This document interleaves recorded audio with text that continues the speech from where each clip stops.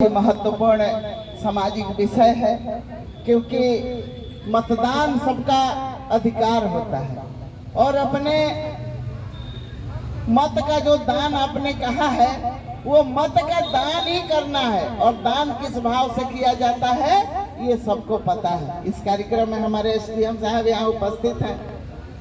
हम लोग बहुत खुश हुए थे जब सुने थे कि महिलाओं का सशक्तिकरण यहाँ आपके रूप में हो रहा है। और जिस तरह से सुनील भैया ने कहा भी, और जब मैं यहाँ बैठती थी, जब चुनाव जीत के 17 में आई थी, तो जब मैं यहाँ किसी निस्तारण के जो भी राजस्व के मामले हैं भरे पड़े थे, अब हम लोग बैठते थे, कई बार डीएम साहब भी आए, लेकिन इतनी फाइलें थी कि देख के लगता था कि इसका निस्तारण कभी नहीं हो पाएगा।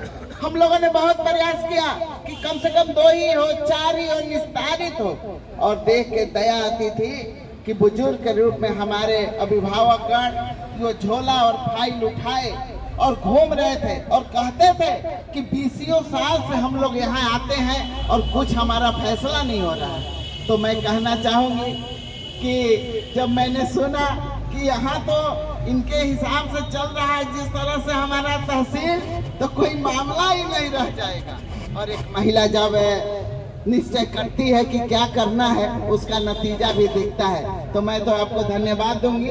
और अधिकारी जब आते हैं ना, हमारे ही आपके बीच के लोग होते हैं, तो कई ऐसे अधिकारी आए हैं जिले में भी कि याद रखते हैं हम लोग बरसों।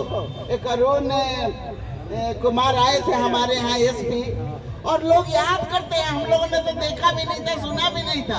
और जब मैं दिल्ली एक दिन गई थी तो उनका बोर्ड लगा था अरुण कुमार जी का, तो मैं चली गई। मैंने कहा कि मैं इनका बहुत नाम सुने हैं, इनसे मिल के आते हैं। तो हर चीज छाप छोड़ जाता है, कोई ऐसा नहीं है कि नेता छाप छोड़ जाए चाहे कोई कार्यकर्ता, छाप काम करने के तरीके से छूटता है। और मैं आपका इसीलिए स्वागत कर रही हूँ कि भाई आगे भी हमारा आपका सबका साथ बना रहे, और जितने भी हम लोग यहाँ याचक बन के आते हैं उनका काम होता रहे। इस कार्यक्रम में हमारे ओमकार नाथ जी जो हमेशा ही